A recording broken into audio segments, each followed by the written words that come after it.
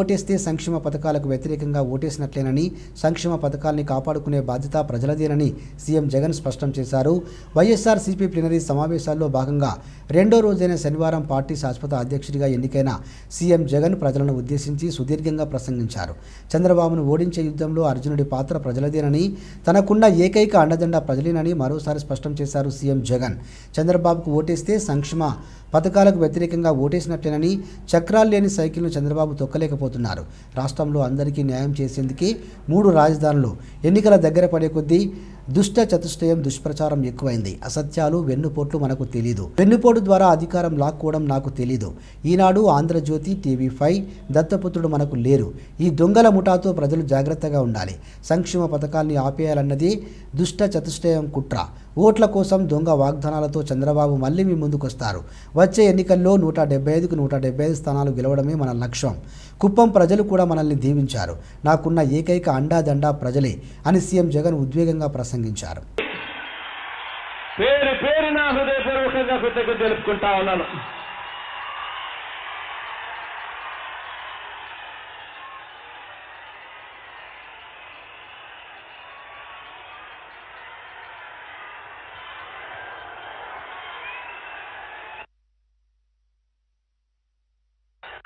ఈరోజు ఇక్కడున్న వారంతా కూడా దశాబ్దం పాటు కష్టాలను భరించి, అవమానాలను సహించి, త్యాగాలు చేసిన సైన్యం ఈరోజు ఇక్కడ ఉంది. మన పార్టీ భావాల్ని, విధానాల్ని, బాధ్యతల్ని ఎంతో అభిమానంతో మీ భుజాల మీద మోస్తున్న కార్యకర్తలు, నాయకులు, అభిమానులు, ఈ మహా సైన్యానికి నిండు మనసుతో సెల్యూట్ చేస్తా ఉన్నాను ఈరోజు ఇక్కడ.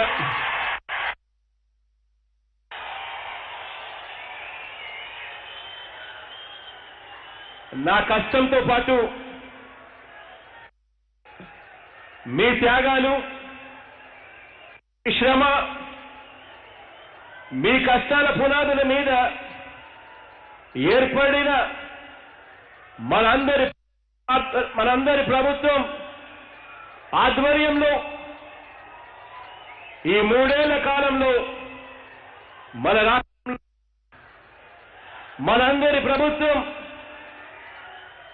మనందరి ప్రభుత్వం ద్వారా దేవుడి దయ, ప్రజలందరి చల్లని దీవెనల వల్ల వచ్చిన సామాజిక, ఆర్థిక, రాజకీయ విప్లవాన్ని గురించి రైతు, మహిళ, విద్య, వైద్య, వ్యవసాయ విప్లవాల గురించి, గ్రామం నుంచి జిల్లా వరకు పరిపాలనలో తీసుకువచ్చిన మార్పుల గురించి, నిజాయితీ, చిత్తశుద్ధి ఉన్న పార్టీగా రాబోయే తరం మీద బాధ్యత ఉన్న పార్టీగా మన భవిష్యత్తును ఎంత గట్టి పునాదుల మీద నిర్మించుకున్నామో వివరిస్తూ నా భావాలను ఈరోజు మీతో పంచుకోవాలని అనుకుంటా ఉన్నాను.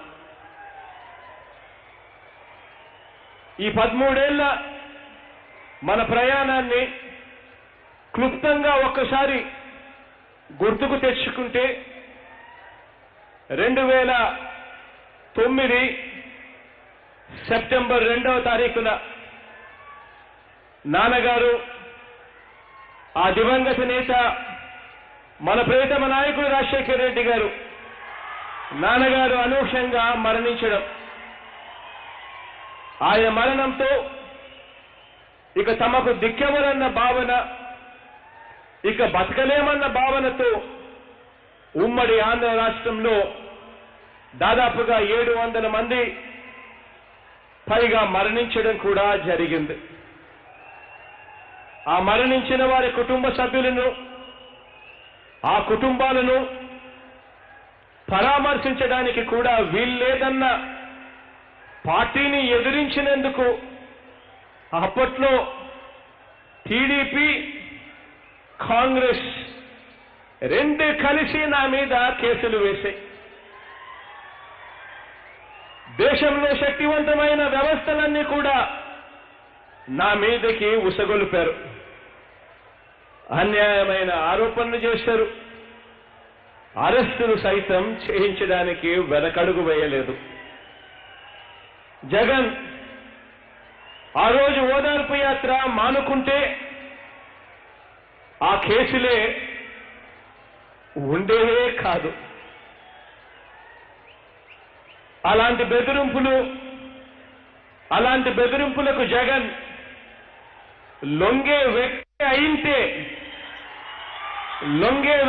అయితే ఈరోజు మీ జగన్ మీ సమక్షంలో మీ ముందు ఈరోజు ఇలా ఉండేవాడే కాదు.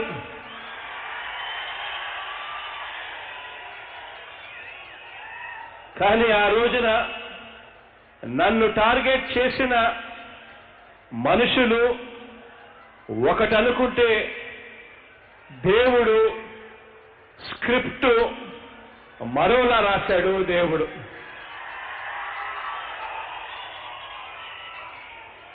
మరి ఈ రోజున ఆ పార్టీల పరిస్థితి, ఆ అన్యాయం చేసిన ఆ పార్టీల పరిస్థితి ఏమిటి? మన పార్టీ పరిస్థితి ఏమిటి? ఒక్కసారి గమనిస్తే ఆ రోజు చట్టసభలో మన సంఖ్యాబలం కేవలం 2.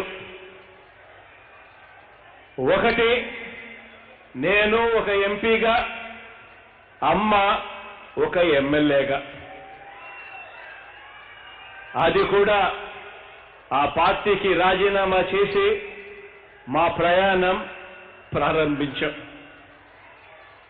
ఒకసారి గుర్తుకు తెచ్చుకుంటే 1తో ప్రారంభమైన ఆ ఎమ్మెల్యేల ప్రయాణం ఈరోజు 151కి చేరింది.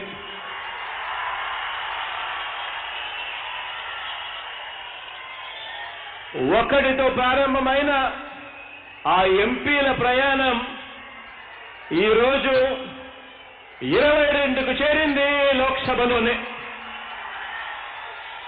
ఇంకా రాజ్యసభ గురించి నేను మాట్లాడలేదు. ఆ తర్వాత ఎన్నికల్లో మనకు అన్యాయంగా అరెస్ట్ అయిన తర్వాత అరెస్ట్ చేయించిన ఆ పార్టీకి ఈ రాష్ట్రంలో నామరూపాలు కూడా లేకుండా చేశాడు దేవుడు. మీరు ప్రజలందరి చల్లని దీవెనలు, దేవుడి దయతో, మీ అందరి అండదండలతో మాత్రమే అది సాధ్యమైంది. ఆ తర్వాత ఎన్నికల్లో 45% ఓట్లు వచ్చి కేవలం 1% ఓటు తేడాతో, అంటే 2014లో 45% ఓట్లు వచ్చి కేవలం 1% ఓటు తేడాతో శాసనసభలో ప్రతిపక్షంలో కూర్చోవాల్సి వచ్చింది. 67కు మన బలం పరిమితమయ్యాం. 9 మంది ఎంపీలను గెలుచుకున్న వారిలో 2014లో అప్పుడు కూడా మళ్ళీ కుట్రలే, అప్పుడు కూడా మళ్ళీ కుటుంతరలే.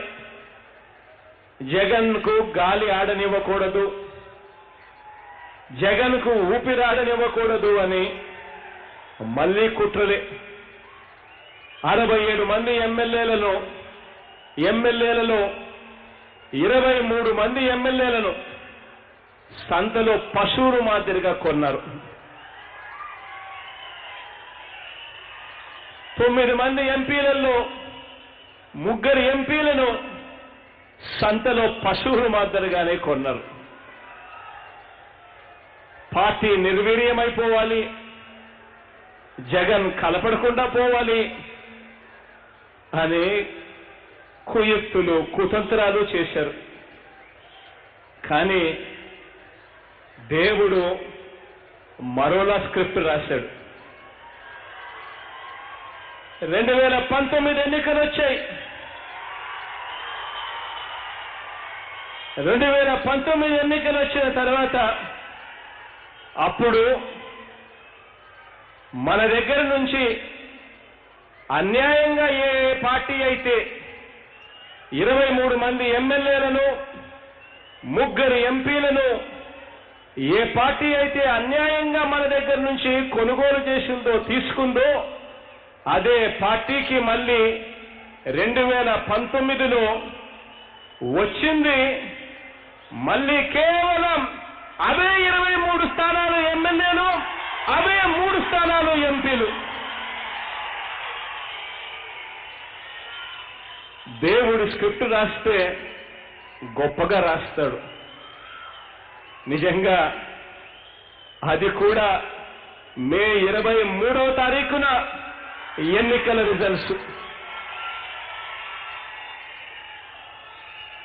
ఎప్పటికైనా కూడా మంచే గెలుస్తుంది అన్నదానికి ఇదే నిదర్శనం.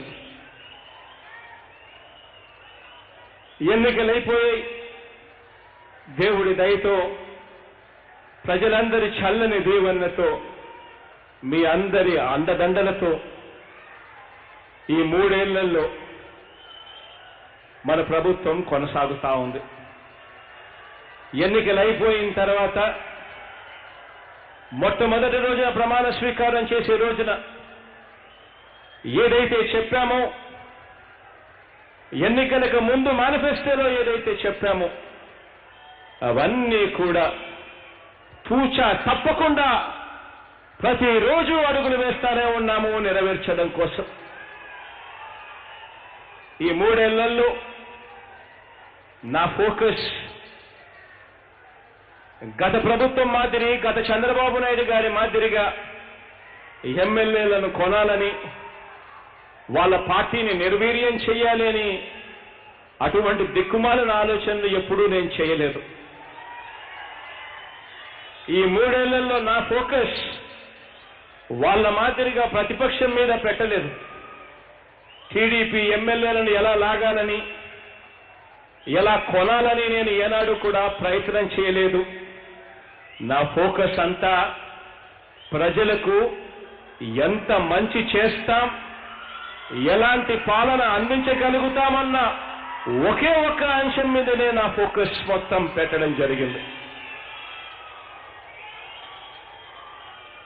ఒక పేద కుటుంబం, ఒక రైతు కుటుంబం, ఒక దిగువ మధ్యతరగతి కుటుంబం, ఆ కుటుంబంలో ఉండే సభ్యులు, వారి అవసరాలు, అణగారిన సామాజిక వర్గాలకు ఆర్థికంగా కానివ్వండి, అధికారంలో వాటాపరంగా కానివ్వండి, ఈ 2 అంశాలలో వారికి న్యాయం చేయటం, అవ్వా తాతలకు, అక్క చెల్లెమ్మలకు, పిల్లలకు న్యాయం చేయటం, ఇలాంటి అంశాల మీదనే వైఎస్ఆర్ కాంగ్రెస్ ప్రభుత్వం అంటే మీ ప్రభుత్వం ఫోకస్ పెట్టింది అని చెప్పి కూడా సగర్వంగా తెలియజేస్తా ఉన్నాను.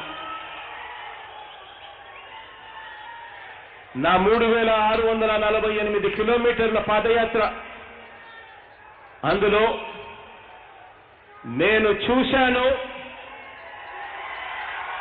నేను విన్నాను, నేను ఉన్నాను అని ఏవైతే మాటలు చెప్పానో ఆ చెప్పిన ప్రతి మాట కూడా అమలు చేసేందుకే ఈ 3 ఏళ్లలో దృష్టి పెట్టడం జరిగింది. ఎన్నికల్లో గెలవటం మాత్రమే కాదు, ఇచ్చిన మాట నిలబెట్టుకుని ప్రజల్లో, వారి గుండెల్లో చెరగని స్థానం సంపాదించుకోవాలి అని చెప్పి ఆరాటపడ్డాం.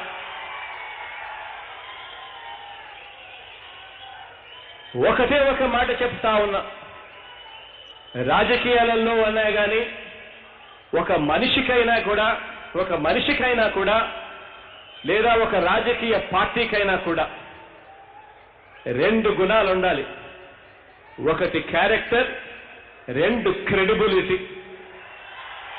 ఈ 2 మనిషినైనా నడిపిస్తుంది, నాయకుడినైనా నడిపిస్తాయి, పార్టీనైనా నడిపిస్తేటివి 2 గుణాలే అని చెప్పి ఈ సందర్భంగా సగర్వంగా తెలియజేస్తా ఉన్నాను. ఇవే మన పార్టీ ఫిలాసఫీ అని చెప్పి కూడా సగర్వంగా తెలియజేస్తా ఉన్నాను. అధికారంలోకి వచ్చిన 3 నెలల్లోనే వాలంటీర్ల వ్యవస్థకు శ్రీకారం చుడితే 5 నెలల్లోనే గ్రామ, వార్డు సచివాలయాలను ప్రారంభించాం.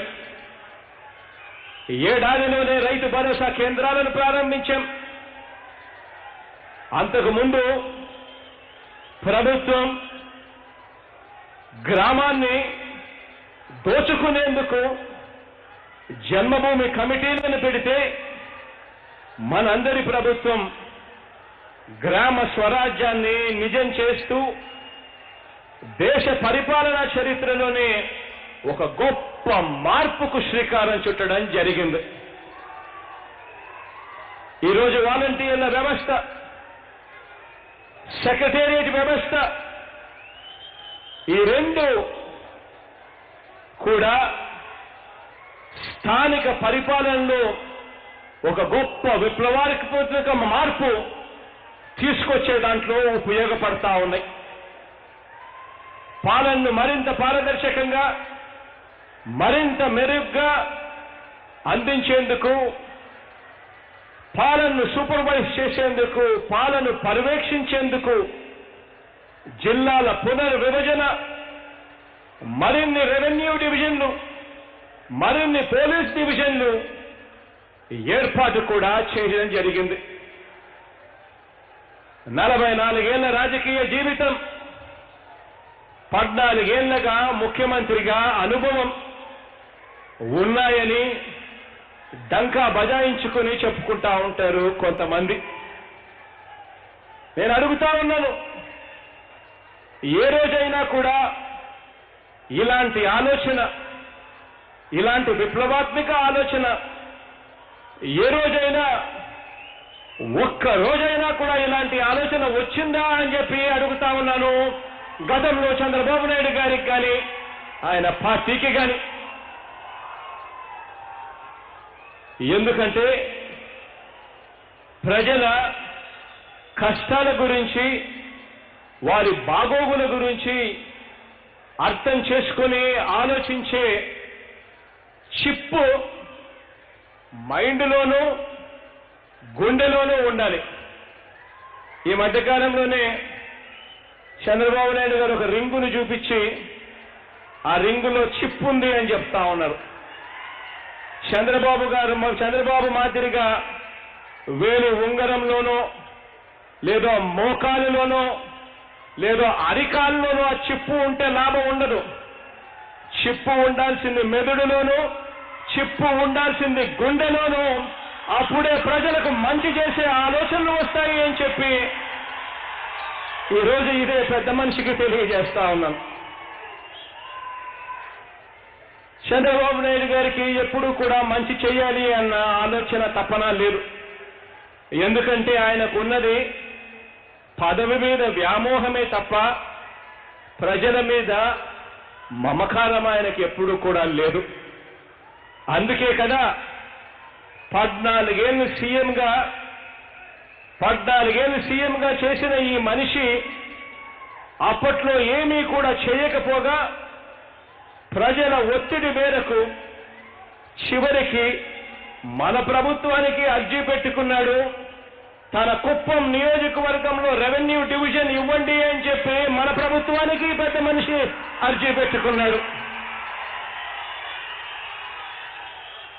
ఆ రెవెన్యూ డివిజన్ కూడా చివరికి కుప్పంలో ఇచ్చింది మీ జగనన్న ప్రభుత్వమే, మన ప్రభుత్వమే, వైఎస్ఆర్ కాంగ్రెస్ పార్టీయే.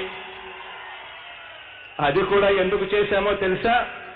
కుప్పం ప్రజలకు మంచి జరగాలి అని.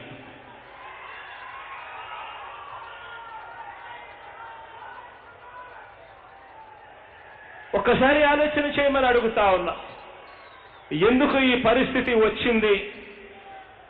ఆ పార్టీకి మన పార్టీకి తేడా ఏమిటి? వారికి రాజకీయం అంటే ప్రజలతో వ్యాపారం చేయడమే. రాజకీయం వారి దృష్టిలో రాజకీయం అనంటే ప్రజలకు మంచి చేయడం కాదు, ప్రజల దగ్గర నుంచి ఎలా దోచుకోవాలి, ఆ దోచుకున్న సొమ్మును ఎలా పంచుకోవాలి.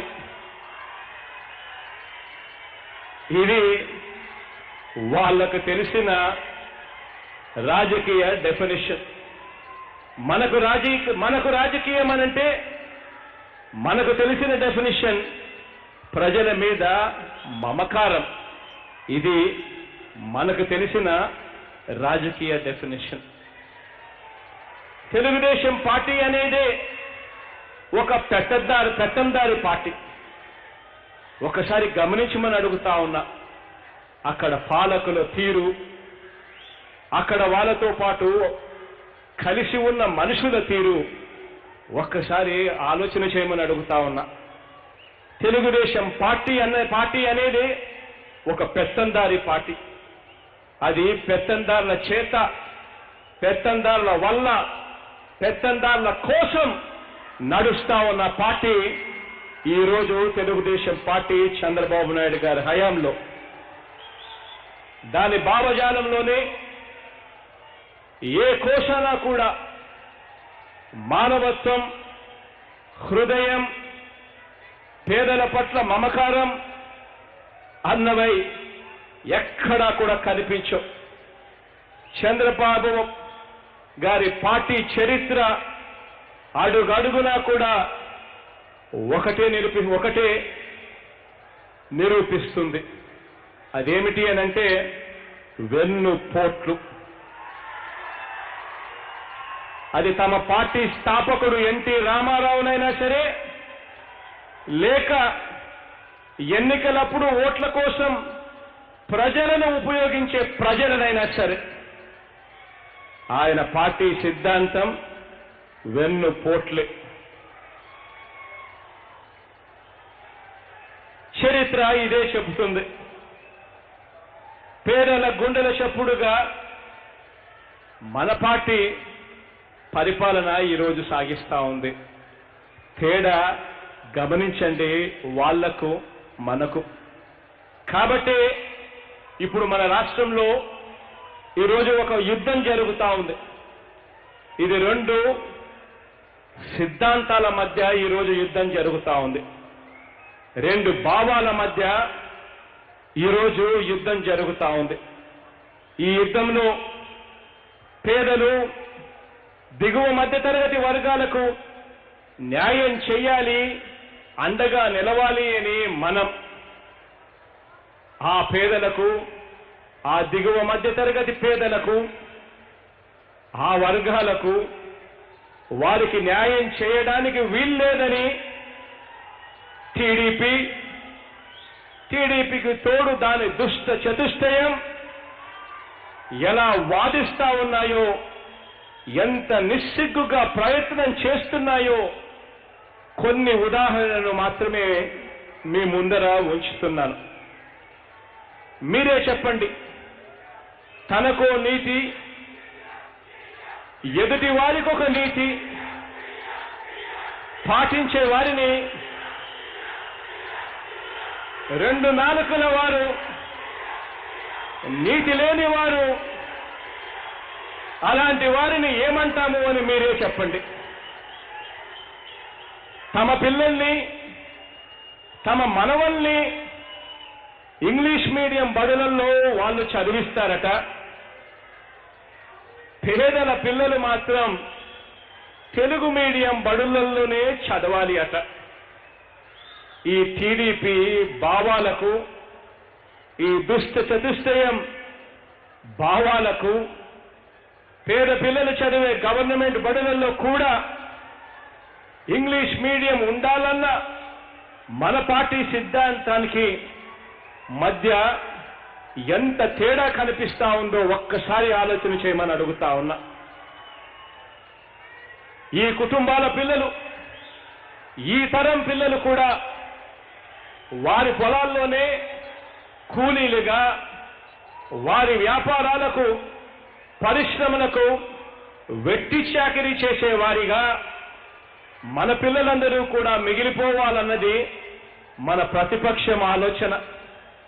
ఈ దుష్ట చతుష్టయం చేస్తా ఉన్న ఆలోచన.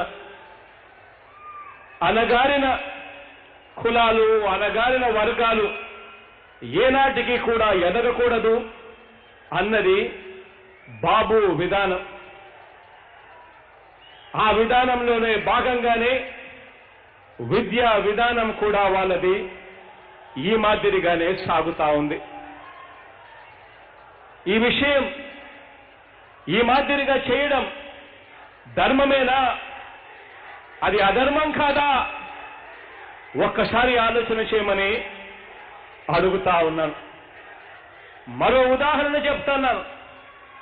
ప్రభుత్వ బడులలో చదువుతున్న పిల్లలకు వారు 8వ తరగతిలోకి వచ్చేసరికి, ఆ 8వ తరగతిలోకి వచ్చేసరికి వాళ్ళకు ఒక మంచి ట్యాబ్ ఉచితంగా ఇచ్చి మార్కెట్లో 24,000 రూపాయలు పైగా విలువ చేసే పాఠాలను ఆ పిల్లలకు ఉచితంగా అందించేందుకు బైజూస్ యాప్ను కూడా ఆ పిల్లలకు ఉచితంగా ఇస్తూ ఉంటే, ఇదే పెద్ద మనిషి చంద్రబాబు నాయుడు గారు అంటారు అదేం జ్యూసు అని ఈ పెద్ద మనిషి చంద్రబాబు నాయుడు గారు వెటకారం చేస్తారు.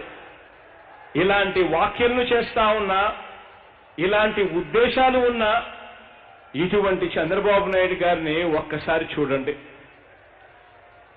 టీడీపీ గవర్నమెంట్ ఎవరిని ప్రోత్సహిస్తుంది అనంటే నారాయణ చైతన్య స్కూళ్ల కోసం, నారాయణ చైతన్య బాగోగుల కోసం తెలుగుదేశం పార్టీ శ్రమిస్తుంది. మన ప్రభుత్వమేమో గవర్నమెంట్ బడులలో కార్పొరేట్ స్థాయికి తీసుకొని పోవడానికి పనిచేస్తుంది. గవర్నమెంట్ బడులలో కూడా కార్పొరేట్ స్థాయిలో చదువులు అందాలి, రావాలి అని, ఇది పేద పిల్లలకు అవసరమని, వాళ్ళ తలరాతలు మారాలి అనంటే ఇది జరగాలి అని, ఇది మన సిద్ధాంతమని మనం శ్రమిస్తా ఉన్నాము. ఒకవైపున శ్రమిస్తూ తేడా కూడా చూపిస్తా ఉన్నాం. మనం ఏకంగా ఒక్క చదువుల రంగంలోనే, ఒక్క విద్యా రంగంలోనే ఏకంగా 9 పథకాలను ఒక్క విద్యారంగంలోనే అమలు చేస్తా ఉన్నాం. పిల్లల్ని చదివిస్తున్న తల్లులకు ప్రోత్సాహకంగా జగనన్న అమ్మఒడి ద్వారా ఇప్పటి వరకు మనం అందించింది ఏకంగా 19,617 కోట్ల రూపాయలు కేవలం ఒక్క పథకం ద్వారా అందించాం. గుర్తుందా? మీ అందరికీ గుర్తుందా? ఎన్నికలప్పుడు నేను అన్నా, ప్రతి గ్రామానికి వెళ్ళండి, ప్రతి పట్టణానికి వెళ్ళండి, ప్రతి ఇంటికి వెళ్ళండి, ప్రతి అక్కకు చెప్పండి, ప్రతి చెల్లెమ్మకు చెప్పండి, అక్క చెల్లెమ్మ 2 నెలలు ఓపిక పట్టక్క, 2 నెలలు ఓపిక పట్టు చెల్లెమ్మ, అన్నొస్తాడు.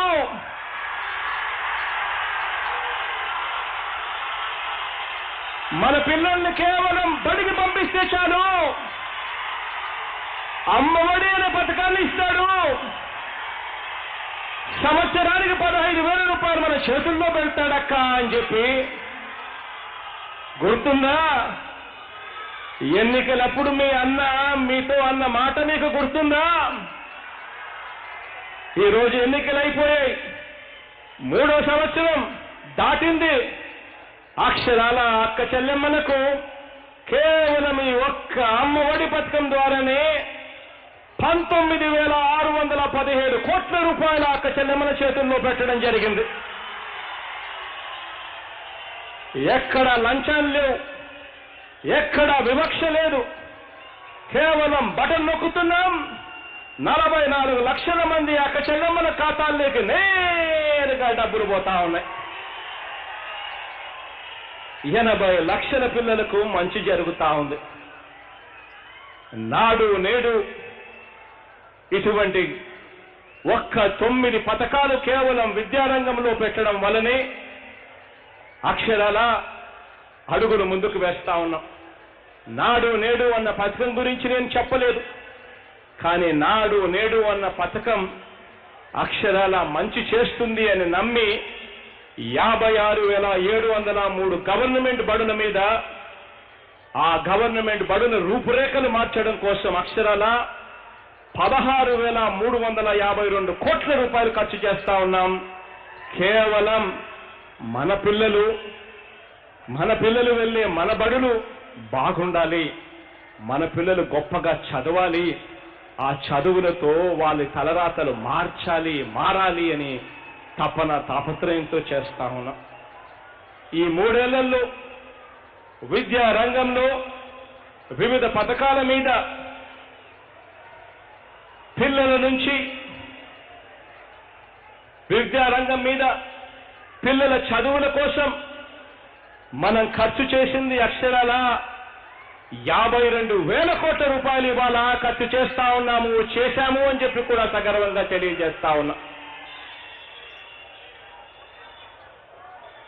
గవర్నమెంట్ బడుల గురించి టీడీపీ ఒక్కసారి ఆలోచన చేయమని అడుగుతా ఉన్నా. గవర్నమెంట్ బడుల గురించి కానీ, ఆ చదువుకుంటున్న పిల్లల గురించి కానీ, ఆ పిల్లల్ని బడులకు పంపిస్తా ఉన్న తల్లిదండ్రుల గురించి కానీ టీడీపీ చంద్రబాబు నాయుడు గారు ఈ దుష్ట చతుష్టయం ఏ రోజైనా ఒక్క రోజైనా కూడా వాళ్ళ బాగోగుల గురించి ఆలోచన చేసిందా అని చెప్పి ఒక్కసారి ఆలోచన చేయమని కోరుతా ఉన్నా.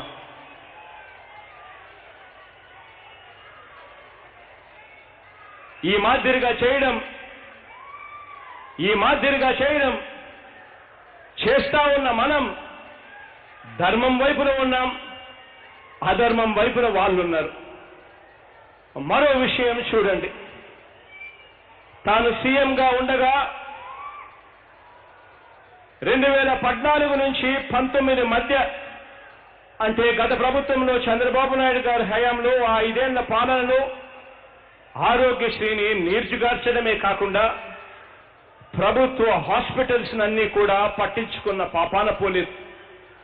ఆ హాస్పిటల్స్ లేకి వెళ్ళాలి అనంటే ఆరోగ్యశ్రీ పేషెంట్లు భయపడే పరిస్థితి.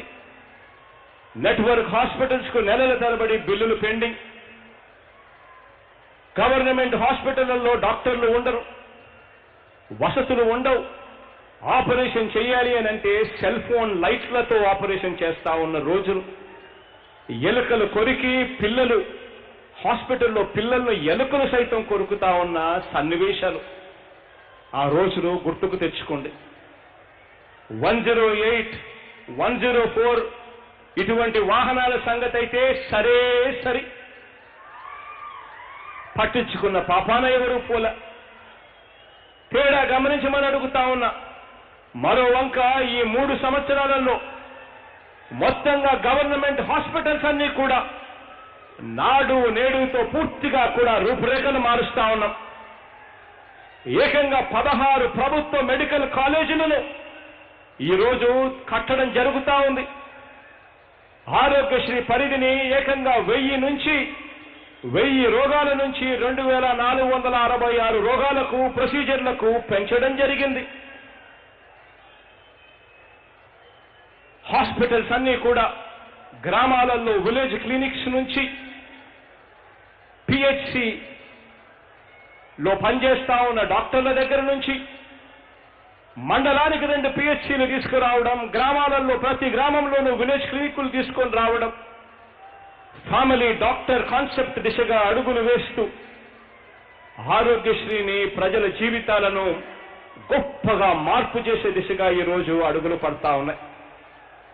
చంద్రబాబు నాయుడు గారి 5 ఏళ్ల పాలనలో వైద్య ఆరోగ్య రంగం మీద చేసిన ఖర్చు కేవలం 7,464 కోట్లయితే మనందరి ప్రభుత్వం ఈ 3 సంవత్సరాల కాలంలోనే అక్షరాల 30,000 కోట్ల రూపాయలు ఖర్చు చేశాము అని చెప్పి కూడా సగర్వంగా తెలియజేస్తా ఉన్నాం.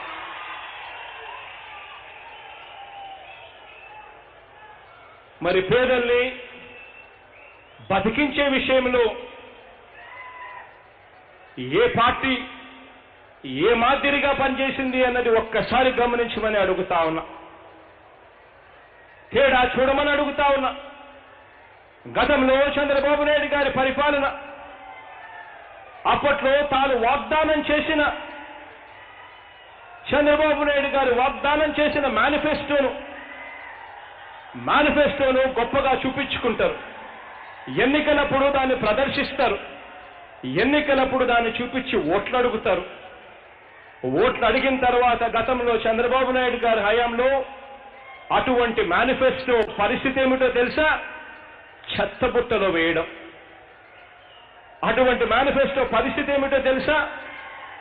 వాళ్ళ వెబ్సైట్స్ లో కూడా అది కనిపించకుండా తీసేయడం. ఏకంగా 650 వాగ్దానాలు చేసి కేవలం 10% కూడా వాగ్దానాలు అమలు చేయని అద్భుతమైన పరిస్థితిలో చంద్రబాబు నాయుడు గారు ఉంటే 3 ఏళ్ల తర్వాత మన ప్రభుత్వం వచ్చి ఇప్పటికి 3 ఏళ్ళు అవుతా ఉంది. 3 ఏళ్ల తర్వాత ఇంటింటికి వెళ్ళి, ప్రతి అక్క దగ్గరికి వెళ్ళి, ప్రతి చెల్లెమ్మ దగ్గరికి వెళ్ళి, ప్రతి అన్న దగ్గరికి వెళ్ళి, ప్రతి తమ్ముడి దగ్గరికి వెళ్ళి, ప్రతి రైతన్న దగ్గరికి వెళ్ళి, ప్రతి అవ్వ తాత దగ్గరికి వెళ్ళి, ఇదిగో అక్క, ఇదిగో చెల్లెమ్మ, ఇదిగో మా పార్టీ మేనిఫెస్టో, ఎన్నికలప్పుడు చెప్పిన మాటలు అక్షరాల ఈ 3 సంవత్సరాలలో 95% వాగ్దానాలు అమలు చేశాం. ఇదిగో అక్క, ఆ మేనిఫెస్టో చూడక్క, అవునా కాదా అన్నది నువ్వే చెప్పక్క అని చెప్పి ప్రతి అక్కకు ప్రతి చెల్లెమ్మకు ఈరోజు మేనిఫెస్టో చూపించి 3 సంవత్సరాల తర్వాత మన ప్రజాప్రతినిధులు ఈరోజు గడప గడపకు వెళ్తా ఉన్నారు.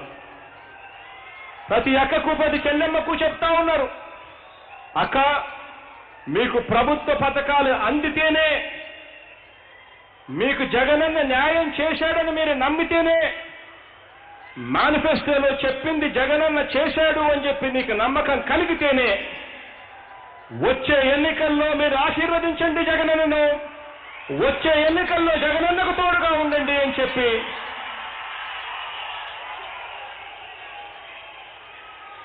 ఈరోజు నిబద్ధతతో మంచి చేసి అడుగుతున్న మనకు వాళ్లకు మధ్య తేడా గమనించమని చెప్పి కోరుతా ఉన్నాను. గుర్తుండే ఉంటుంది, గతంలో చంద్రబాబు నాయుడు గారి హయాం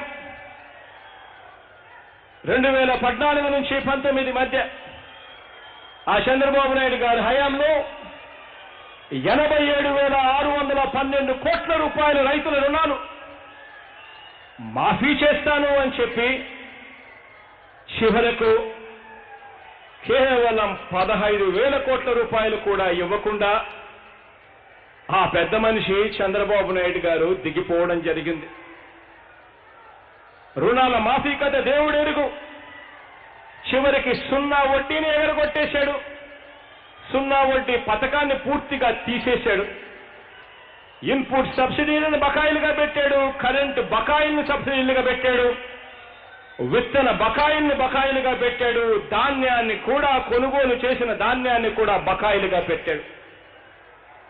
చివరకు బీమా, ఇలా అన్నీ కూడా బకాయిలుగా ఎగ్గొట్టిన ఆ చంద్రబాబు గారి ప్రభుత్వం ఒక్కసారి గమనించండి తేడా.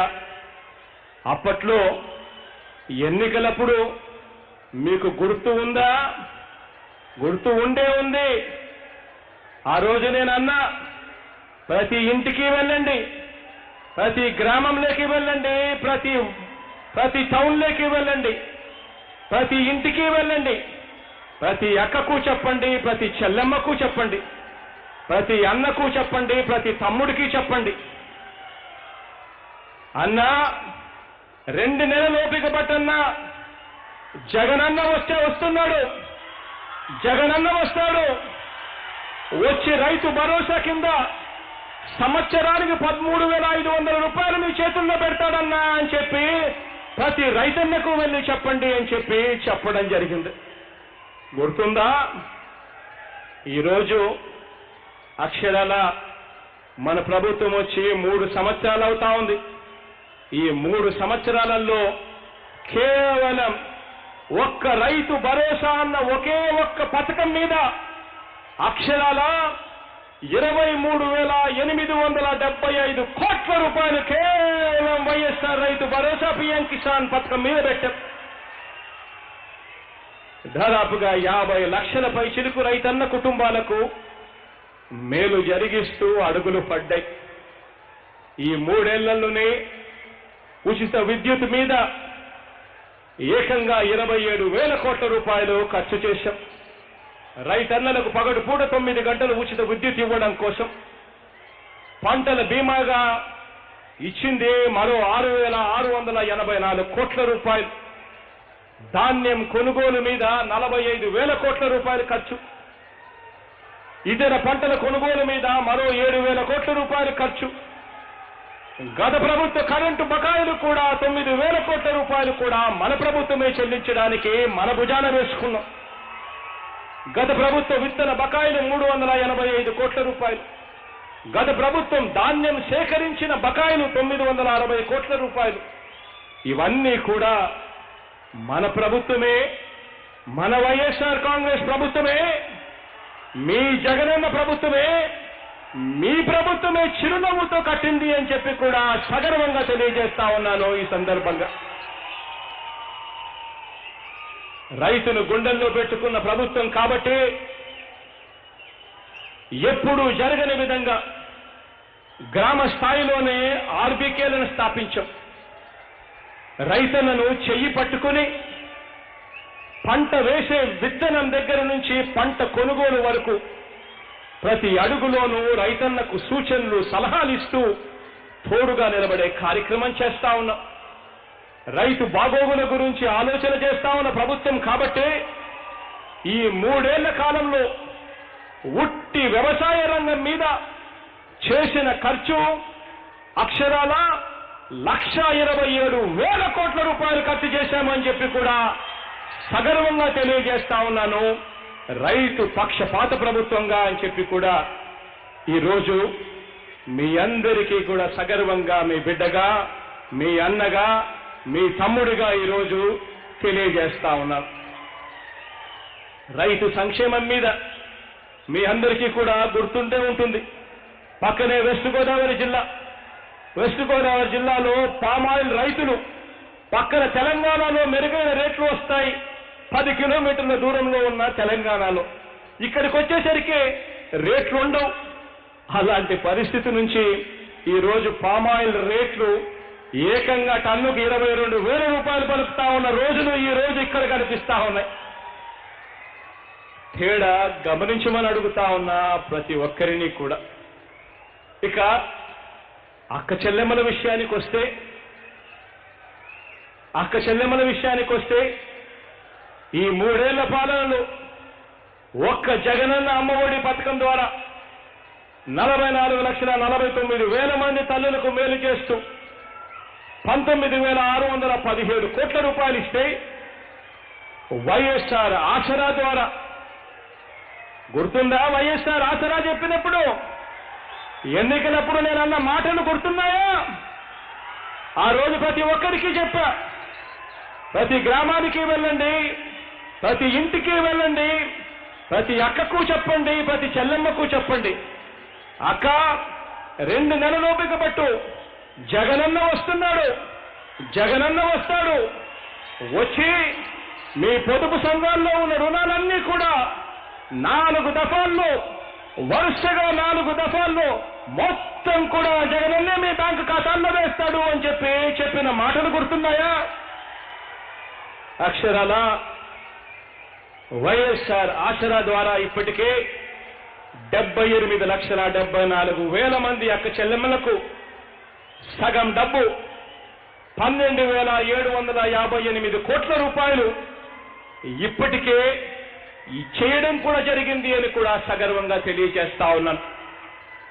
వైఎస్ఆర్ చేయూత ద్వారా 25 లక్షల అక్క చెల్లెమ్మలకు అందించిన సొమ్ము 9,180 కోట్ల రూపాయలు. ఆ అక్క చెల్లెమ్మల విషయంలో చెప్పిన మాట మీకు గుర్తుందా? ప్రతి అక్కకు చెప్పమన్నా, అక్క 2 నెలలు ఓపిక పట్టు, మీ తమ్ముడు ముఖ్యమంత్రి అవుతాడు. మీ తమ్ముడు ముఖ్యమంత్రి అయిన తర్వాత 45 సంవత్సరాల నుంచి 60 సంవత్సరాల మధ్య వయసులో ఉన్న ప్రతి అక్కకు సంవత్సరానికి 18,750 రూపాయలు చొప్పున 4 దఫాల్లో 75,000 రూపాయలు ఇస్తాడు మీ తమ్ముడు అని చెప్పి ప్రతి అక్కకు చెప్పిన మాటలు గుర్తున్నాయా? ఈరోజు చెప్పిన మాట ప్రకారం ఆ అక్క చెల్లెమ్మలకు ఇప్పటికే 9,180 కోట్ల రూపాయలు, అంటే ప్రతి అక్కకు కూడా 18,750 ఇంటూ 2 అంటే దాదాపుగా 37,500 రూపాయలు ఇప్పటికీ అక్కల చెల్లెమ్మల చేతుల్లో పెట్టడం జరిగింది. తేడా గమనించమని అడుగుతా ఉన్నా. ఇళ్ల నిర్మాణం అక్క చెల్లెమ్మల పేరుతోనే ఇంటి పత్రాలను ఇస్తా ఉన్నాం. అక్క చెల్లెమ్మలకే రిజిస్ట్రేషన్ చేసి ఇచ్చే కార్యక్రమం జరుగుతా ఉంది. ఇళ్ల నిర్మాణం ఏకంగా 31 లక్షల ఇంటి పట్టాలు ప్రతి అక్కను లక్షాధికారిని చేయాలి అని తాపత్రయంతో, ప్రతి చెల్లెమ్మను లక్షాధికారిని చేయాలి అని తాపత్రయంతో ఆ అక్కలకు తమ్ముడు, ఆ చెల్లెమ్మలకు అన్న, మీ అందరికీ మీ వాడిగా గర్వంగా సగర్వంగా తెలియజేస్తా ఉన్నాను. అక్షరాల 31 లక్షల ఇళ్ల పట్టాలు ప్రతి అక్క పేరుతోనూ ప్రతి చెల్లెమ్మ పేరుతోనూ రిజిస్ట్రేషన్ చేయించాం. ఇప్పటికే దాదాపుగా 21 లక్షల ఇళ్ల నిర్మాణాలు వేగంగా కూడా జరుగుతా ఉన్నాయి. ఈ ఇళ్ల నిర్మాణాలన్నీ కూడా పూర్తవుతే ప్రతి అక్కకు ప్రతి చెల్లెమ్మకు కనీసం అంటే ప్రతి ఇంటికి లెక్కేసుకున్నా కూడా ఒక్కొక్క ఇంటికి కనీసం 5 లక్షల నుంచి 10 లక్షల రూపాయలు ప్రతి అక్క ప్రతి చెల్లెమ్మ చేతుల్లో నేరుగా పెట్టినట్టు అవుతుంది. ఈ ఇల్లు పూర్తవుతే అక్షరాల 2-3 లక్షల కోట్ల రూపాయలు ప్రతి అక్కకు ప్రతి చెల్లెమ్మ చేతుల్లోకి పెడతా ఉన్నాం. అక్క చెల్లెమ్మలకు తోడుగా ఉండేందుకు దిశ చట్టాన్ని తీసుకొచ్చాం. ఏ అక్క ఏ చెల్లెమ్మైనా కూడా ఆపదలో ఉంటే చాలు, ఈరోజు 1,20,00,000 మంది అక్క చెల్లెమ్మలు వాళ్ళ ఫోన్లలో ఈ యాప్ను డౌన్లోడ్ చేసుకున్నారు. ఏ అక్క ఏ చెల్లెమ్మ కూడా బయటికి పోయినప్పుడు ఆపదలో ఉన్నప్పుడు 5 సార్లు వాళ్ళ ఫోన్లో ఇలా షేక్ చేసినా సరే, లేదా SOS బటన్ నొక్కినా సరే 10 నిమిషాల్లోనే పోలీసులు వస్తా ఉన్నారు. ఆ అక్క చెల్లెమ్మలకు ఈ లోపనే ఫోన్ చేసి, అక్క బాగుండావా, ఏమైంది అని పోలీసులు అడుగుతా ఉన్నారు. దిశ యాప్ తీసుకురావడం, దిశ పోలీస్ స్టేషన్లు ఏర్పాటు చేయడం, పబ్లిక్ ప్రాసిక్యూటర్లు అదే పనిగా దిశ కోసం సపరేట్గా పెట్టడం, ప్రతి 2,000 జనాభాకు గ్రామ సచివాలయం, ఆ సచివాలయంలో ఒక మహిళా పోలీస్ అక్కడే ఉండేట్టుగా నియామకం చేయడం, ఇవన్నీ కూడా చంద్రబాబు గారి పాలనలో, గత పాలనలో కనీసం ఎక్కడైనా చూశామా అని చెప్పి ఒక్కసారి ఆలోచన చేయమని అడుగుతా ఉన్నాను, గమనించమని అడుగుతా ఉన్నాను. ఏ రోజు కూడా తోడుగా అక్క చెల్లెమ్మలకు నిలబడాలని చిత్తశుద్ధి ఏ రోజు చంద్రబాబు నాయుడు గారి హయాంలో చూడలేదు. పైపెచ్చు పొదుపు సంఘాల్లో ఉన్న అక్క చెల్లెమ్మలు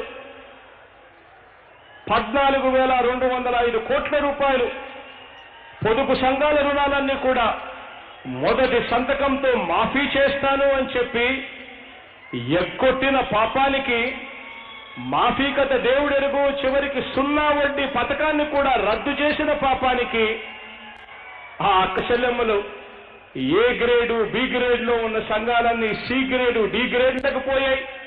ఆ తర్వాత చాలా సంఘాలు ఎన్పిఏలకు కూడా దిగజారిపోయిన పరిస్థితి కూడా మన కళ్ళ ఎదుటనే మనం చూశాం.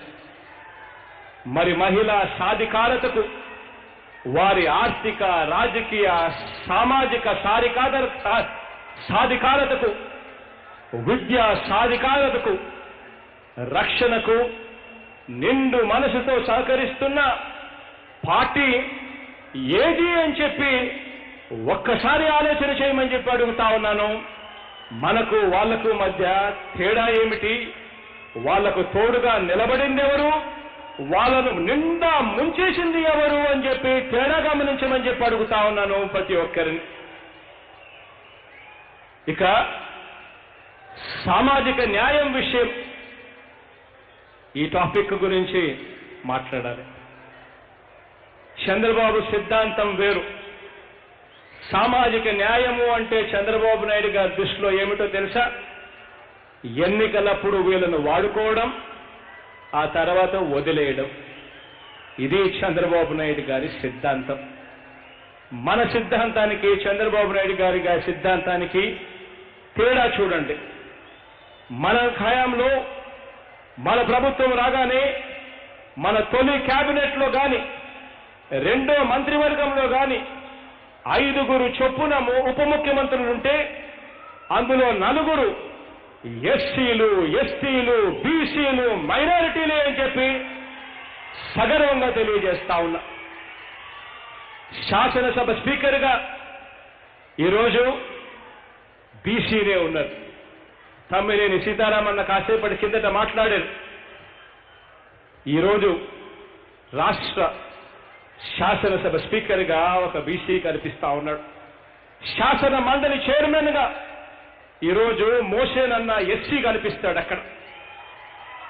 శాసన మండలి డిప్యూటీ చైర్మన్గా ఈరోజు నా సోదరి మైనారిటీ మహిళ కనిపిస్తుంది అక్కడ.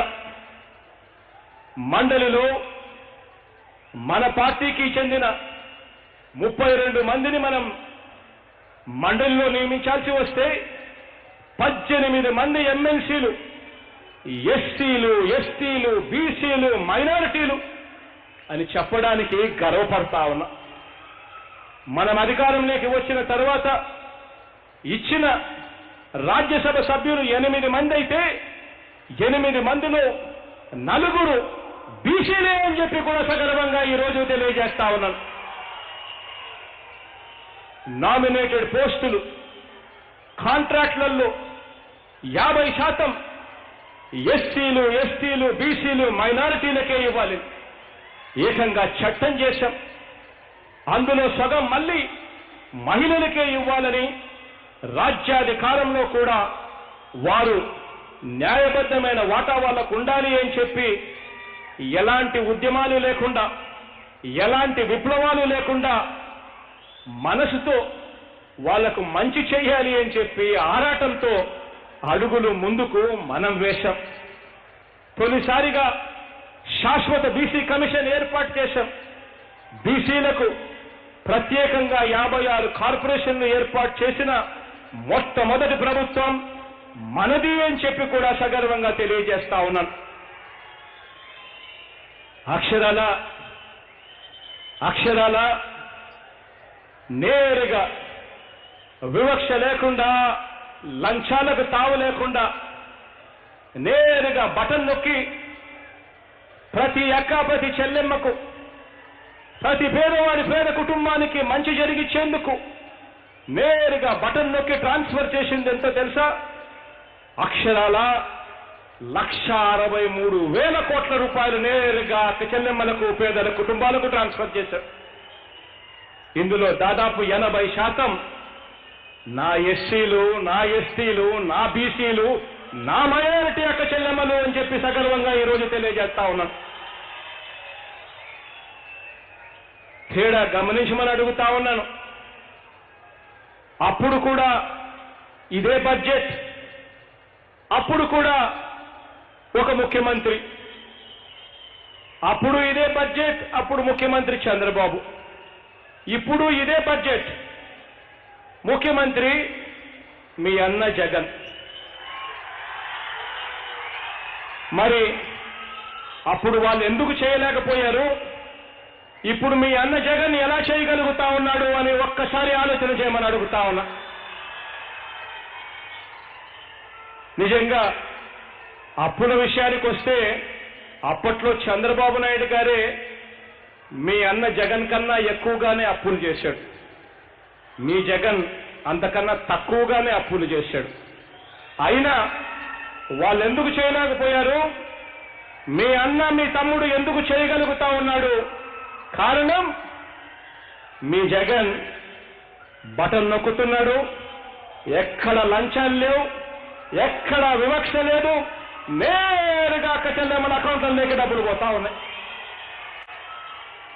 అదే ఆ పెద్ద మనిషి చంద్రబాబు నాయుడు గారి హయాంలో బటన్లు లేవు, నొక్కేడు లేదు, డబ్బులు నేరుగా దోచుకో పంచుకో. ఇంత ఈనాడుకు, ఇంత ఆంధ్రజ్యోతికి, ఇంత టీవీ5కి, ఇంత తన దత్తపుత్రుడికి, ఇక మిగిలిందంతా తనకు. తేడా గమనించండి అని అడుగుతా ఉన్నా. గజ దొంగల ముఠాకు ఈరోజు మంచి పరిపాలనకు మధ్య తేడా ఒక్కసారి గమనించమని కోరుతా ఉన్నా. ఇదే బాబు హయాంలో సామాజిక న్యాయం అంటే ఏమన్నారో తెలుసా? సామాజిక న్యాయం అంటే బాబు గారి హయాంలో ఎస్సీల కులాలలో ఎవరైనా పుట్టాలని అనుకుంటారా అని అవహేళన చేసిన రోజులు చంద్రబాబు గారి హయాంలో. బీసీల తోకలు కత్తిరిస్తా అని అపహాస్యం చేసిన రోజులు చంద్రబాబు నాయుడు గారి హయాంలో. ఎస్టీలకు, మైనారిటీలకు కనీసం ఒక్క మంత్రి పదవి కూడా ఇచ్చిన పాపాన పోలేదు అప్పట్లో చంద్రబాబు నాయుడు గారి హయాంలో. కనీసం ట్రైబల్ అడ్వైజరీ కమిటీ అనే రాజ్యాంగబద్ధ సంస్థను ఏర్పాటు కూడా కనీసం చెయ్యని హయాం ఆ పెద్ద మనిషి చంద్రబాబు నాయుడు గారి హయాంలో. ఈరోజు అందుకు భిన్నంగా ఈ వర్గాలకు ఉప ముఖ్యమంత్రి పదవులతో పాటు ఏఎంసీలు, ఆలయ బోర్డుల్లో కూడా 50% రిజర్వేషన్లు కల్పించి మొత్తం మంత్రి మండలిలో ఏకంగా 70% పదవులు వీళ్ళకే ఇచ్చి మన ప్రభుత్వానికి వాళ్ళ ప్రభుత్వానికి మధ్య తేడా గమనించమని కోరుతా ఉన్నా. ఇవాళ జరుగుతా ఉన్న ఈ యుద్ధంలో ధర్మం ఎవరి వైపున ఉంది, అధర్మం ఎవరి వైపున ఉంది, న్యాయం ఎవరి వైపున ఉంది, అన్యాయం ఎవరి వైపున ఉంది అన్నది ఆలోచన చేయమని కోరుతా ఉన్నా. పేదలకు 31 లక్షల ఇళ్ల స్థలాలు ప్రతి అక్కను, ప్రతి చెల్లెమ్మను ఆదుకునేందుకు, తోడుగా నిలబడేందుకు మన ప్రభుత్వం ఇస్తా ఉంటే దాన్ని అడ్డుకునేందుకు రకరకాలుగా కోర్టుల్లో కేసులు వేశారు. వారికి ఇవ్వటానికి వీలు లేదని అడ్డుకునేందుకు ఏకంగా ఇదే చంద్రబాబు నాయుడు గారు ఇదే అమరావతిలో 54,000 ఇళ్లు ఆ పేద అక్క చెల్లెమ్మలకు ఇస్తుంటే అడ్డుకుంటూ ఈ అక్క చెల్లెమ్మలకు గన ఇంటి స్థలాలు అమరావతిలో ఇస్తే డెమోగ్రాఫిక్ ఇంబ్యాలెన్స్ వస్తుంది అని ఏకంగా పిటిషన్ వేశాడు.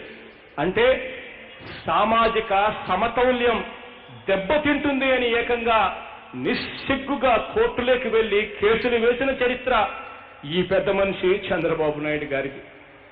వారికి 31 లక్షల ఇళ్ల స్థలాలతో పాటు ఆ అక్క చెల్లెమ్మలందరికీ కూడా ఇల్లు కట్టించే కార్యక్రమం ఒక బృహత్తర యజ్ఞంగా ఈరోజు మీ అన్న ప్రభుత్వం, మీ తమ్ముడు ప్రభుత్వం, మీ ప్రభుత్వం ఈరోజు చేస్తా ఉంది అని చెప్పి కూడా సగర్వంగా తెలియజేస్తా ఉన్నా. ఎన్ని అడ్డంకులు వచ్చినా కూడా ఈ అడుగులు ముందుకే పడతాయని కూడా భరోసా ఇస్తూ రాష్ట్రంలో 3 ప్రాంతాలు ఉన్నాయి. 3 ప్రాంతాల ప్రజలకు కూడా ఆత్మగౌరవం ఉంది.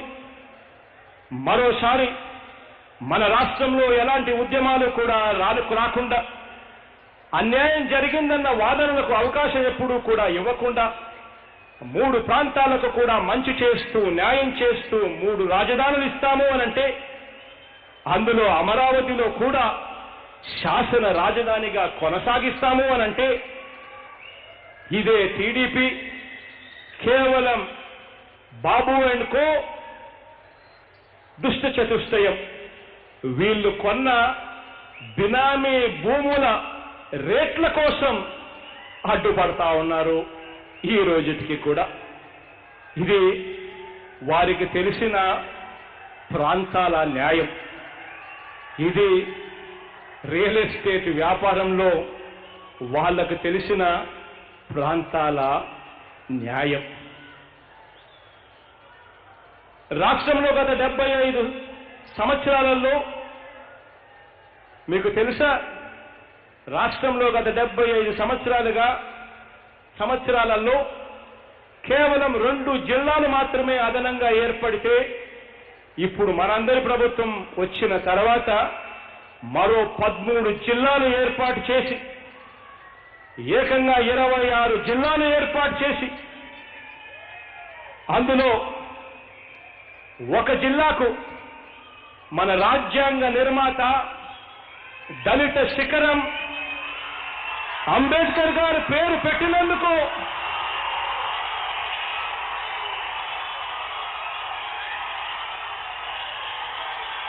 ఏకంగా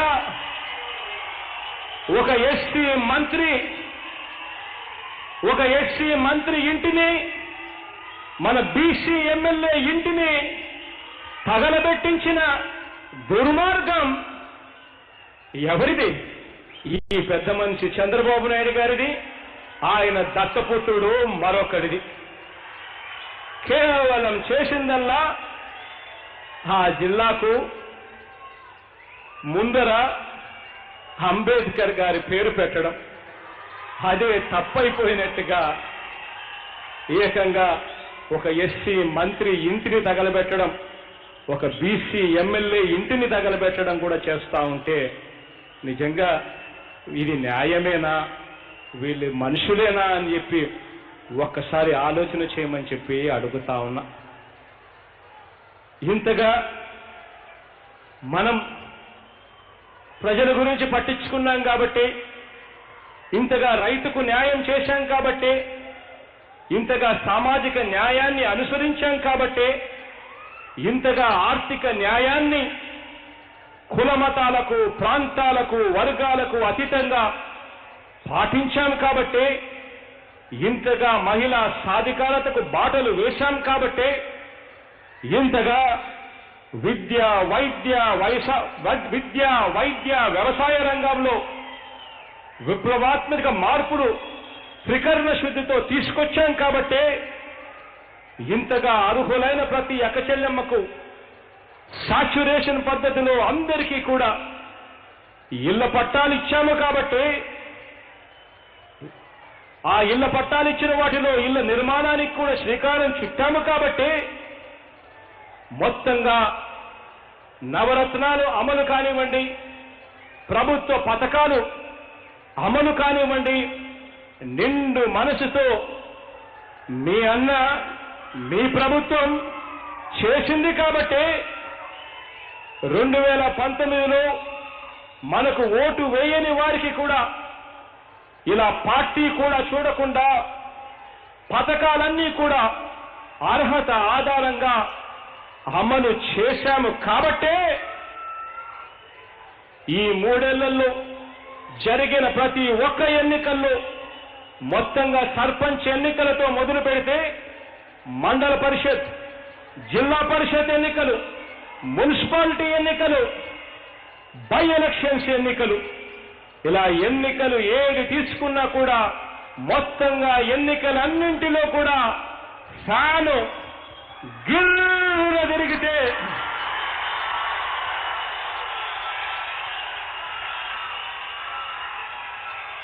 సైకిల్ చక్రాలు ఊడిపోయాయి అని చెప్పి కూడా ఈ సందర్భంగా తెలియజేస్తా ఉన్నా. ఈ చక్రాలు లేని సైకిల్ను బాబు తాను తొక్కలేక తన కొడుకుతో తొక్కించలేక దత్తపుత్రుణ్ణి అరువు తెచ్చుకున్నాడు.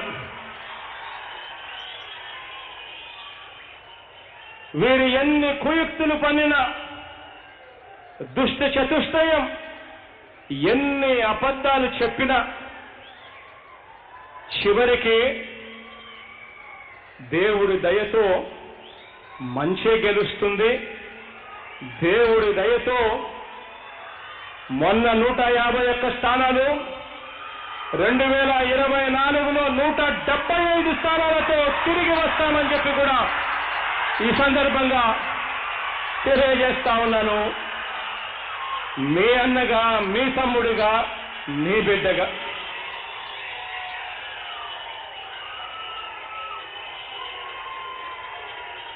ఒక్కటి గుర్తుంచుకుందాం.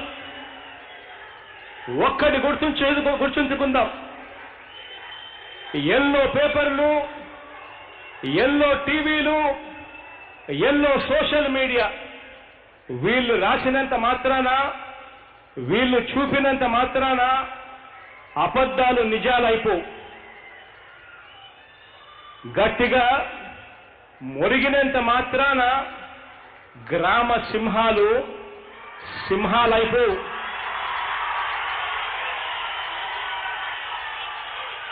ఈ గ్రామ సింహాలన్నీ తమ బాబు మంచి చేశాడు అని చెప్పటం లేదు. ఎందుకంటే ఆ బాబు చేసిన మంచి ఏమీ లేదు కాబట్టి. మనం ఇంటింటికి ఈ 3 ఏళ్లలోనే చేసిన మంచిని చూసి ఈ గ్రామ సింహాలు తట్టుకోలేక రోజు అరుస్తూ ఉన్నాయి. ఈ ఈనాడు, ఈ ఆంధ్రజ్యోతి, ఈ టీవీ5 ఇవన్నీ ఏమి చెప్తున్నాయంటే, మనం బటన్ నొక్కి నేరుగా ప్రజలకు మంచి చేస్తుంటే వాళ్ళ బాబుకు డిపాజిట్లు కూడా దక్కవు అన్న భయంతో, దురుద్దేశంతో రాష్ట్రం శ్రీలంక అయిపోతుంది అని చెప్పి అరుస్తా ఉన్నాయి. నేను అడుగుతా ఉన్నా, బాబు గారి హయాంలో రాష్ట్రం ఏమైనా అమెరికా అయిందా అని అడుగుతా ఉన్నా.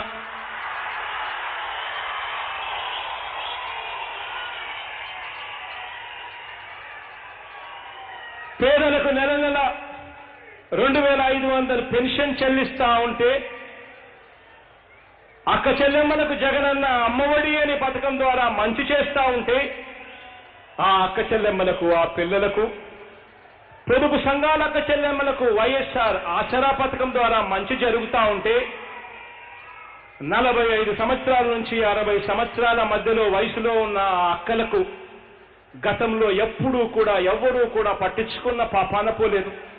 ఆ అక్క చెల్లెమ్మలకు వైఎస్ఆర్ చేయూత, కాపు నేస్తం, ఈబీసీ నేస్తం ఇస్తా ఉంటే, రైతన్నలకు మంచి చేస్తూ రైతు భరోసా, ఉచిత విద్యుత్, పేదలకు 31 లక్షల ఇళ్ల స్థలాలు, ఇళ్ల నిర్మాణం చేస్తా ఉంటే, ఇలాంటి పథకాలకు డబ్బు పుట్టటానికి వీల్లేదని వీళ్ళంతా కూడా ఒకటయ్యారు. సంక్షేమ పథకాలన్నీ కూడా ఆపేయాలని తెలుగుదేశం పార్టీ గజెట్ పేపర్ ఈనాడు ఇంతకు ముందే చెప్పేసింది, రాష్ట్రం శ్రీలంక అయిపోతుంది ఈ పథకాలన్నీ కొనసాగితే అని వక్రీకరణ చేస్తూ ఇంతకు ముందే చెప్పింది. మరో వంక ఇదే చంద్రబాబు 2 రోజుల క్రితం ఇదే విషయాన్ని మరోలా చెబుతూ, అమ్మఒడి ఓ బూటకం, విద్యా దీవెన ఓ నాటకం అని వీటినన్నింటినీ కూడా ఎత్తివేసేదానికి అప్పుడే స్కెచ్లు కూడా గీస్తా ఉన్నారు. వీళ్ళెవరో ప్రజలు నమ్మినట్టుగా వీళ్ళేదో అధికారంలోకి వస్తారు అని పగటి కలలకు అంటూ. నేను ఒకటే అడుగుతా ఉన్నా, అంటే బాబు రాబోయే ఏ ఎన్నికల్లో అయినా ఎవరైనా పొరపాటున ఈ బాబుకు ఓటేస్తే దాని అర్థం ఈ సంక్షేమ పథకాలన్నిటికీ కూడా వ్యతిరేకంగా వాళ్ళు ఓటు వేసినట్టే అన్న సంగతి ఖచ్చితంగా ప్రతి ఇంటికి తీసుకొని పొమ్మని చెప్పి మీ అందరికీ కూడా తెలియజేస్తా ఉన్నా. ఇలాంటి పత్రికలు, ఇలాంటి పార్టీలు ప్రజా జీవితంలో ఉండవచ్చా? ఇంతటి దుర్బుద్ధితో ఉన్నవారు రేపొద్దున ఏం చేస్తారో ఒక్కసారి ఆలోచన చేయండి, గమనించమని కోరుతా ఉన్నా. వీళ్లకు ప్రజల మీద మమకారం లేదు, చిత్తశుద్ధి అంతకన్నా లేదు. ఇలాంటి పత్రికలు, ఇలాంటి పార్టీలు రేపొద్దున ఎన్నికలలో మేలు జరగడం కోసం దుర్బుద్ధితో వీళ్ళంతా కూడా దొంగ వాగ్దానాలు చేస్తారు అన్న సంగతి ప్రతి ఇంటికి తీసుకొని పొమ్మని చెప్పి మీ అందరికీ కూడా చెప్తా ఉన్నాను. ప్రతి అక్కకు, ప్రతి చెల్లెమ్మకు తెలియజెప్పమని కోరుతా ఉన్నాను. ప్రతి అక్కను, ప్రతి చెల్లెమ్మను అడగండి, అన్నకన్నా ముందు చంద్రబాబు పాలన చూశారు, ఆ పాలనలో మీరు మోసపోయారా లేదా అని ఒక్కసారి అడగండి. ప్రతి అక్కకు, ప్రతి చెల్లెమ్మకు ఆ పార్టీ, ఆ దుష్ట చతుష్టయం గత చరిత్ర ఖచ్చితంగా వాళ్ళందరికీ కూడా తెలియచేయండి. వీరి లక్ష్యం ఏమిటి అనంటే సంక్షేమము, అభివృద్ధి పథకాలు అన్నీ ఆగిపోవాలి. వారి బాబు మాత్రమే కుర్చీలో కూర్చోవాలి. సంక్షేమ పథకాలన్నీ కూడా పూర్తిగా ఆపేస్తే ఆ తర్వాత వాళ్ళ బాబు చంద్రన్న ఈనాడు కానుక, బాబు ఏబిఎన్ దీవెన, నారా టీవీ5 భరోసా, ఇలాంటి పథకాలు తీసుకొని వచ్చి దోచుకో, పంచుకో. ఇది జరుగుతుంది. ఈ దొంగల ముఠాతో తస్మా జాగ్రత్త అని చెప్పి ప్రతి అక్కకు చెప్పండి, ప్రతి చెల్లెమ్మకు చెప్పండి, ప్రతి అన్నకు చెప్పండి, ప్రతి తమ్ముడికి చెప్పండి.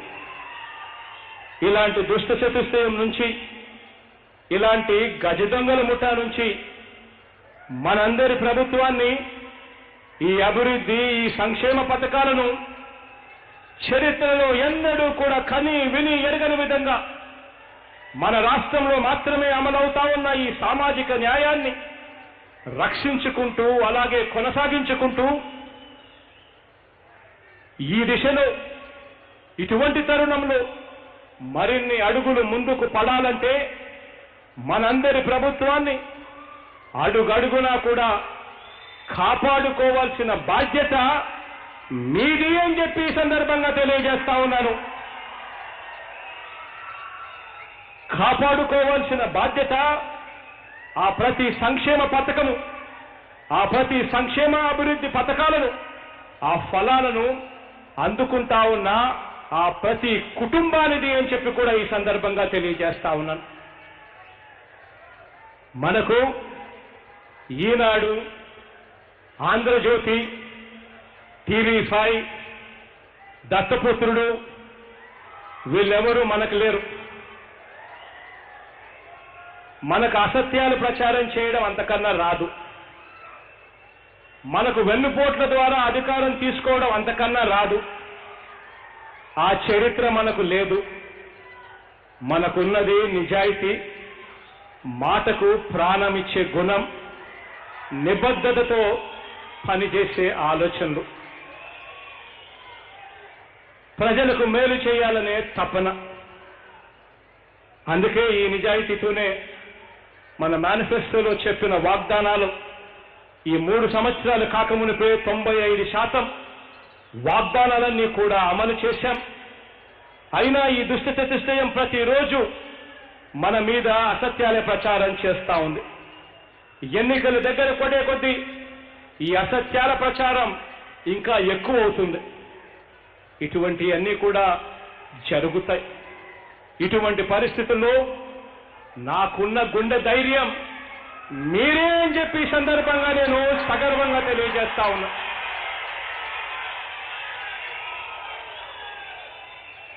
ఈ కౌరవ సైన్యాన్ని ఓడించడంలో అర్జునుడి పాత్ర మీదే అని చెప్పి ఈ సందర్భంగా సగర్వంగా తెలియజేస్తా ఉన్నాను. మన కార్యకర్తలు, మన అభిమానులు, మన సంక్షేమ పథకాలు అందుకుంటా ఉన్న ఆ కుటుంబ సభ్యులు ప్రతి గ్రామంలో కనీసంగా 85% మేరకు అందుకుంటా ఉన్న ప్రజలు, వీరే మీరే మన సైన్యం అని చెప్పి కూడా ఈ సందర్భంగా సగర్వంగా తెలియజేస్తా ఉన్నా. ఇంటింటికి, మనిషి మనిషికి సంక్షేమ అభివృద్ధి ఫలాలను ఎలా అందించామో గడప గడపకు వెళ్లి ఎమ్మెల్యేలు, నియోజకవర్గ కోఆర్డినేటర్లు వివరిస్తా ఉన్నారు. ప్రతి ఇంటికి అందిన ప్రయోజనాలన్నింటినీ కూడా లెటర్ల రూపకంలో ఆ ప్రతి ఇంటికి జరిగిన ప్రయోజనాలను ప్రతి అక్కకు చూపిస్తూ ఆ లెటర్ల రూపకంలో ఆ వార్డుల్లో వీళ్ళు పర్యటిస్తా ఉన్నారు. ఈ కార్యక్రమంలో ప్రతి అభిమాని ఏకం కాండి, ప్రతి కార్యకర్త ఏకం కాండి, ప్రతి వాలంటీరు ఏకం కాండి. మొత్తం ప్రభుత్వం అంతా కూడా ప్రతి ఇంటికి వెళ్లి ఏకమై చేసిన మంచిని ఆ ప్రతి అక్కకు, ప్రతి చెల్లెమ్మకు వివరించండి. 95% వాగ్దానాలు నెరవేర్చి 85% ఇళ్లకు ఈ సంక్షేమ అభివృద్ధి పథకాలు అందించిన ప్రభుత్వానికి ప్రజలు సంతోషంగా దీవిస్తున్నారు.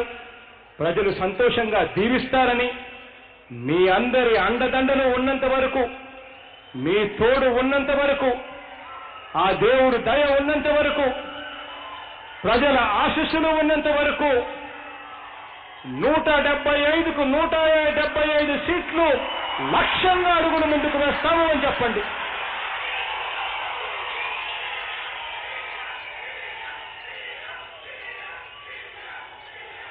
నిజంగా ఇది అసాధ్యం కానే కాదు, ఇది సుసాధ్యం. కారణం ఏమిటో తెలుసా? మనం చేసిన మంచిని చంద్రబాబు నాయుడు గారి ఎమ్మెల్యేగా ఉన్న కుప్పం ప్రజలు కూడా గుర్తించారు, ఆమోదించారు. కాబట్టి కుప్పం మున్సిపాలిటీ క్లీన్ స్వీప్ చేశాం. కుప్పంలో ఎంపీటీసీలు క్లీన్ స్వీప్ చేశాం. కుప్పంలో జెడ్పీటీసీలు కూడా క్లీన్ స్వీప్ చేశాం. మనకు కుప్పంలో ఉన్న ప్రజలు కూడా మనల్ని దీవించారు. కాబట్టి ఈరోజు జగన్, మీ జగన్, వైఎస్ఆర్ కాంగ్రెస్ పార్టీ, మీ పార్టీ 175కు 175 స్థానాలు గెలుచుకునే దిశగా అడుగులు వేస్తుంది అని చెప్పి కూడా సగర్వంగా చెప్పండి. ప్రతి అక్కకు చెప్పండి, మంచి చేసి మాత్రమే దీవెనలు అడుగుతున్నాము అని. మనందరి ప్రభుత్వం ద్వారా జరిగిన మంచిని వివరిస్తూ దీవించమని చెప్పి అడగండి. ఇంతకు ముందు చంద్రబాబు పాలనలో ఇలాంటి పథకాలు మీకు ఏనాడైనా ఇచ్చాడా? ఇలా మీ అకౌంట్లలో ఇంతగా ఏ కరప్షన్ లేకుండా, ఏ వివక్ష లేకుండా ఇంత డబ్బులు ఏనాడైనా పడ్డాయా, వేశాడా అని అడగండి. ఇంటింటికి వెళ్ళి వారికి జరిగిన మంచిని వారికి వివరించి మన ప్రభుత్వాన్ని, మన పార్టీని సమర్థించాల్సిందిగా అర్థించండి. మంచి చేస్తున్న జగనన్న ప్రభుత్వానికి అండగా నిలబడదాము అని చెప్పి ప్రతి ఒక్కరిని కూడా అడగండి. గడప గడపకు జరుగుతా ఉన్న ఇదే సమయంలో, గడప గడప జరుగుతా ఉన్న ఇదే సమయంలో వార్డు, గ్రామ, మండల, నియోజకవర్గ బూత్ కమిటీలు కూడా మీకు ఇచ్చిన గడువులోగా పూర్తి చేసే కార్యక్రమం పూర్తి చేయండి. ఈ కార్యక్రమంలో సహకరించండి. అన్ని కమిటీలను కూడా త్వరితగతిన పూర్తి చేసి ఎన్నికలకు సన్నద్ధం కావండి. గడప గడపకు వెళ్ళినప్పుడు, ఈ ఇంటికి జరిగిన మేలును చెబుతున్నప్పుడు వారు ఏమైనా సమస్యలు చెబితే అవి వెంటనే పరిష్కరించేలా పార్టీ నాయకత్వంతో కోఆర్డినేట్ చేసుకుంటూ కార్యకర్తలు అభిమానులు చొరవ చూపవలసిందిగా కోరుతా ఉన్నాను. బూత్ కమిటీ సభ్యులుగా కార్యకర్తలుగా మీ ఎమ్మెల్యేలతో కలిసి మీ గ్రామంలో కొత్తగా వచ్చిన ఆర్బీకేలను చూపించండి, నాడు నేడు ఇంగ్లీష్ స్కూళ్లను చూపించండి, గ్రామంలో వచ్చిన విలేజ్ క్లినిక్లను చూపించండి, కడుతా ఉన్న గ్రంథాలయాలు డిజిటల్ గ్రంథాలయాలు చూపించండి, కడతా ఉన్న గ్రామ వార్డు సచివాలయాలు చూపించండి, మారుతున్న మన గ్రామాన్ని చూపించండి. మీ గ్రామంలో వారితో కలిసి వాళ్లకు వివరించండి, ఇవన్నీ ఇంతకు ముందు మన గ్రామంలో ఉన్నాయా అని ఒక్కసారి అడగండి. అలాగే బూత్ కమిటీల్లో కూడా సామాజిక న్యాయానికి ప్రాధాన్యం ఇవ్వండి. మన పార్టీలో 50% బూత్ కమిటీలు ఎస్సీలు, ఎస్టీలు, బీసీలు, మైనారిటీలో ఉండేట్టుగా చర్యలు తీసుకోండి. అందులో 50% నా అక్కచెల్లెమ్మనే ఉండేట్టుగా కూడా బాధ్యత తీసుకోండి.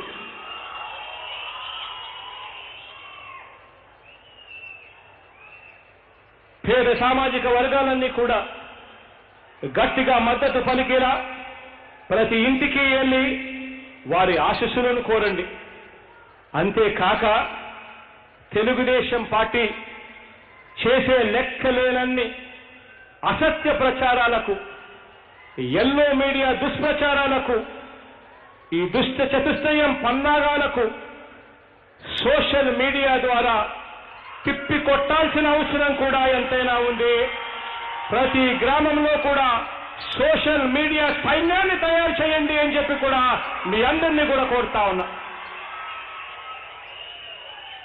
మన పాలన గురించి ఒక్క మాటలో చెప్పాలి అనంటే, మరో 30 సంవత్సరాల భవిష్యత్తుకు కావలసిన సామాజిక, ఆర్థిక, రాజకీయ, విద్య, వైద్య, వ్యవసాయ, మహిళా అభ్యుదయ మూలాలకు ఈ 3 సంవత్సరాలలోనే మూలాలు పడ్డాయి.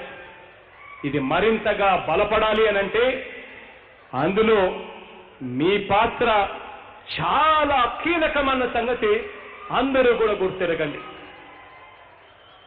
ఇంటింటికి, మనిషి మనిషికి మంచి చేస్తా.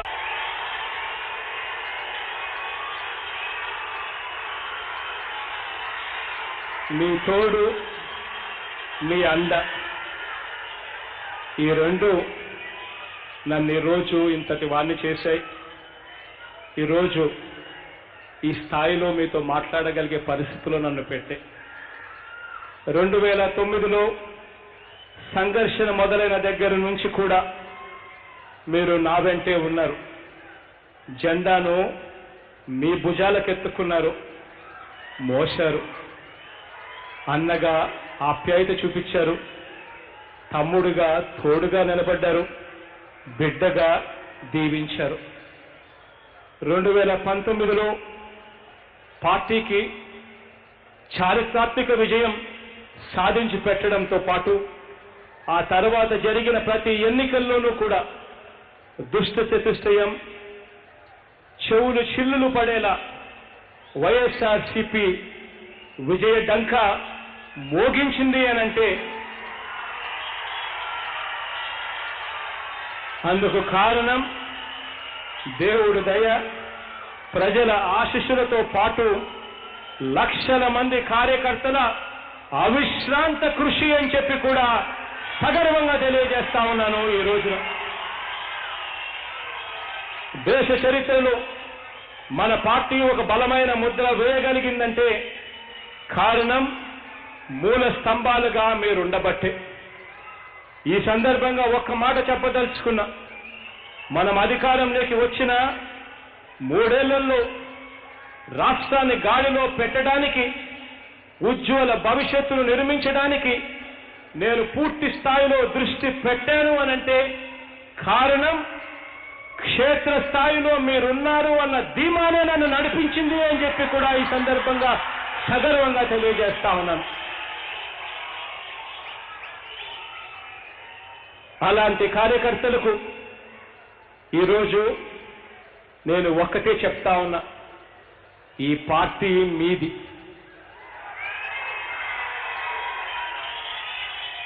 జగన్ మీవాడు, మీ అన్న, మీ తమ్ముడు.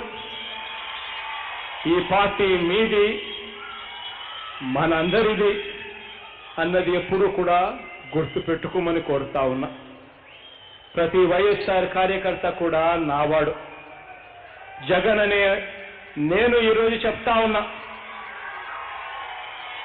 ఈ రాష్ట్ర భవిష్యత్తుకు, మీ భవిష్యత్తుకు నాది బాధ్యత అని చెప్పి ఈ సందర్భంగా ఖచ్చితంగా తెలియజేస్తా ఉన్నాను.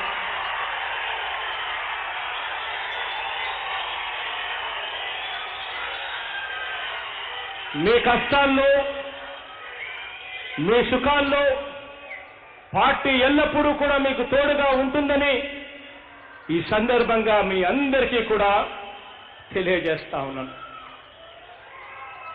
ఇవాళ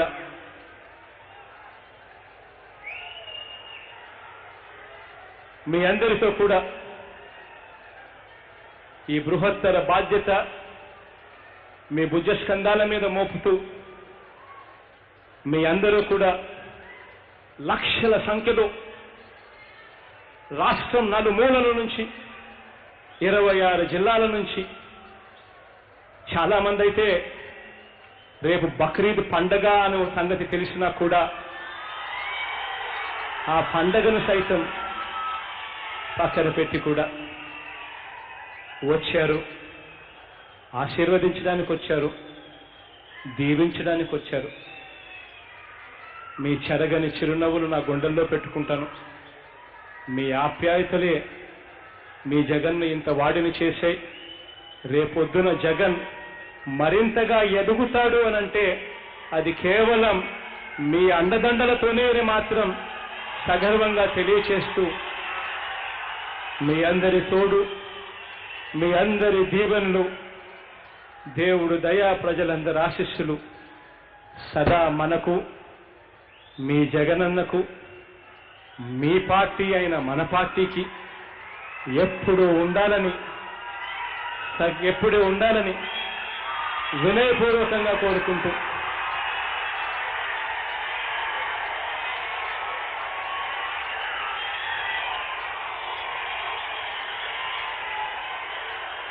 ఎంతో దూరం నుంచి ఎంతో అభిమానంతో ప్లీనరీకి వచ్చిన వారందరికీ పేరు పేరున కృతజ్ఞతలు తెలియజేస్తా ఉన్నాను. మరింత ఆత్మవిశ్వాసంతో సురక్షితంగా మీ ఇళ్లకు మీరు చేరుకోవాలని, వెళ్ళేటప్పుడు కాస్త నెమ్మదిగా పోండి అని మీ అన్నగా మీకు సలహా ఇస్తూ, కాస్త ఆలస్యమైనా పర్వాలేదు నెమ్మదిగానే పోండి అని మీ అందరికీ కూడా సలహా ఇస్తూ, దేవుడి దయ, ప్రజలందరి చల్లని దీవెనలు మనందరి ప్రభుత్వం మీద, మన పార్టీ మీద కలకాలం ఉండాలని కోరుకుంటూ